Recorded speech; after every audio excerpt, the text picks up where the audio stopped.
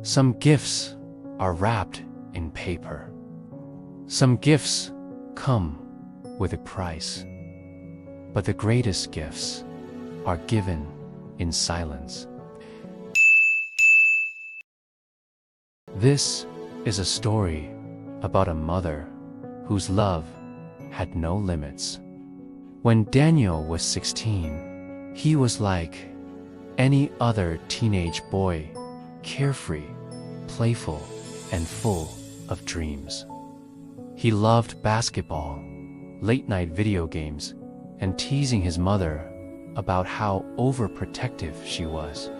One evening, as they sat at the dinner table, Daniel grinned mischievously and asked, "Mom, what are you going to get me for my 18th birthday?" His mother smiled softly and replied, "That's still a long way away, son." Daniel laughed. "You better start saving." She didn't answer. She just looked at him. Longer than usual. A year passed. Daniel turned 17.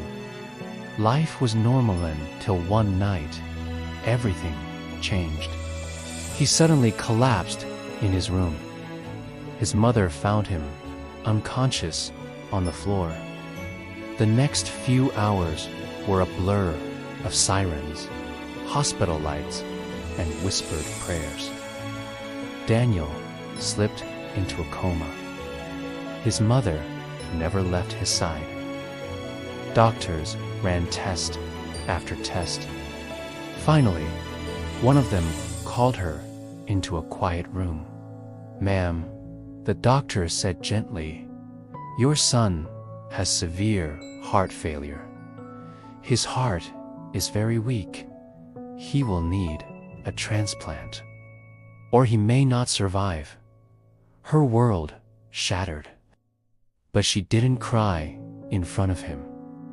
When Daniel briefly regained consciousness, pale and fragile, he looked at her and whispered, "Did the doctor tell you I'm going to die?" She forced a smile through trembling lips. "No, my son. You're stronger than that." But that night, alone in the hospital hallway, she broke down. Days turned into weeks. Daniel drifted between hope and fear. The doctors said a matching donor was hard to find. Time was running out. One evening, after speaking privately with the doctors, his mother walked into his room, holding his hand tightly. She looked calm, almost peaceful. "Everything will be okay," she told him. That night, she signed a form. A decision no mother should ever have to make. She was a perfect match. Daniel went into surgery on the morning of his 18th birthday. It was the same birthday he had joked about 2 years earlier. He didn't know what gift was waiting for him. The surgery lasted hours. Doctors fought to save him. When Daniel finally woke up, weak but alive, he felt something different, stronger. The doctor stood beside him and said softly, "Happy birthday, Daniel." The surgery was successful. He looked around. "Where's my mom?" The nurse hesitated. "She's resting." A few days later, Daniel was discharged. He walked slowly into his house for the first time since the hospital. His heart felt stronger, but the house felt empty. On his bed, there was an envelope. His name was written in his mother's handwriting. His hands trembled as he opened it. Inside was a letter. He read, "Son, If you are reading this, it means everything went well.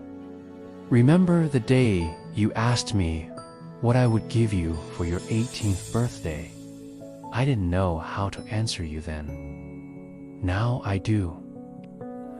I gave you my heart. Take care of it. Live fully. Laugh loudly. Love deeply. And never forget how much you are loved. Happy 18th birthday, my son. Daniel couldn't breathe. The room spun. The truth hit him like a storm. His mother had given him her heart, her final gift. He fell to his knees, clutching the letter to his chest. For the first time in his life, he understood what sacrifice meant. Months passed. Daniel slowly returned to life. But he was different, more patient, more grateful. He visited her grave every week. "I promise, Mom," he would whisper, "I'll live a life worthy of your heart." And every time he felt it beat inside his chest, he remembered it wasn't just a heartbeat. It was love, still alive.